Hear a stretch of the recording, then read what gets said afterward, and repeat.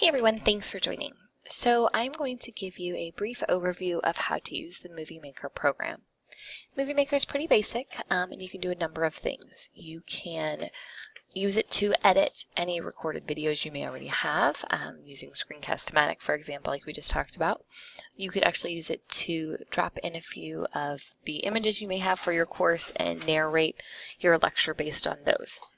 So I'm going to show you some, like I said, the basics, and we'll stay basically in the Home tab.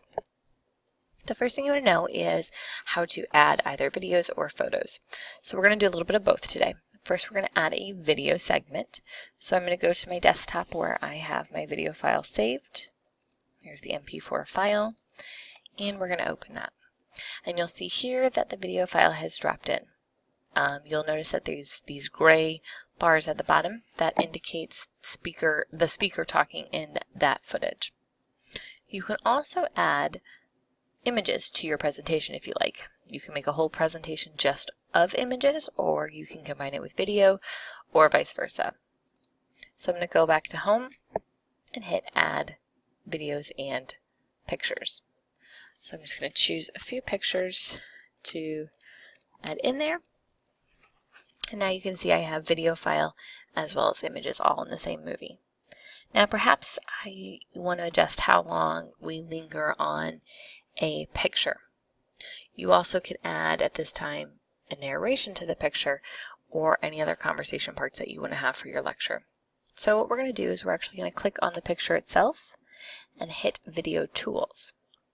So we talked about adding or changing the duration. If you'd like to make it a little bit longer, you can do so here or a little shorter, and you'll notice how that frame will adjust. So let's just say we want to make it 20 seconds long. This will now play for 20 seconds. So what I want to do now is I want to add some narration. So for my lecture, I want to talk about what is the location and how is that relating to the discussion.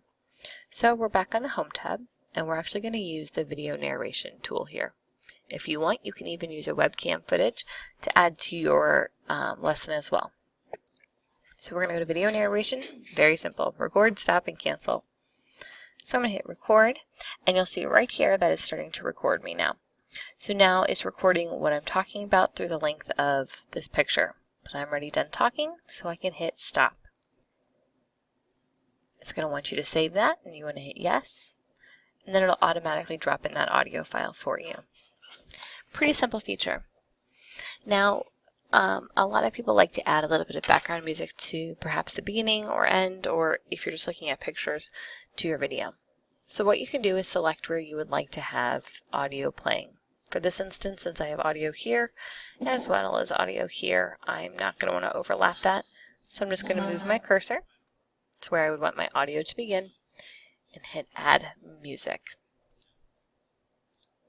I'm just going to add a free music file that I have on my computer. And you're going to see that it's actually applied it to the whole length of our video. Not a problem, an easy fix. So I'm going to click on the audio file itself and go to Music Tool. So here I can see I have options for start and end points. This will be where my audio starts and where my audio ends.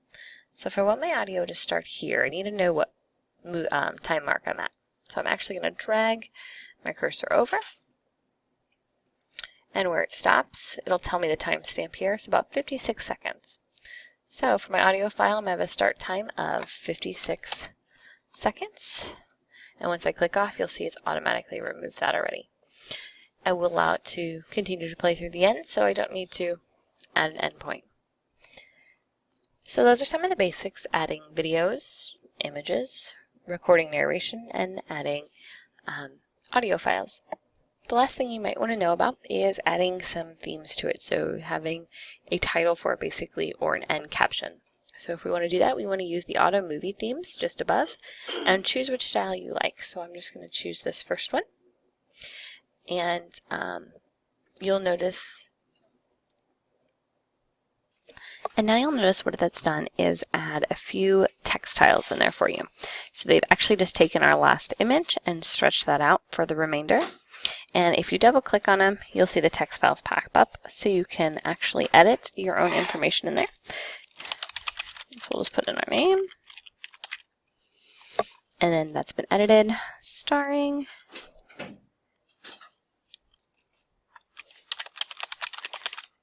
okay. Maybe I don't want to have this one. It says filmed on location. Perhaps I don't want that. So all I have to do is click in that actual frame and hit the delete button.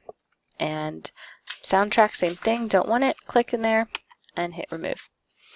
The last thing you'll notice is they've actually added a title slide in here, and they've actually added it in an odd spot, which is good because now we can actually click and hold and move it to wherever we would like. So we're going to move it all the way up to the beginning.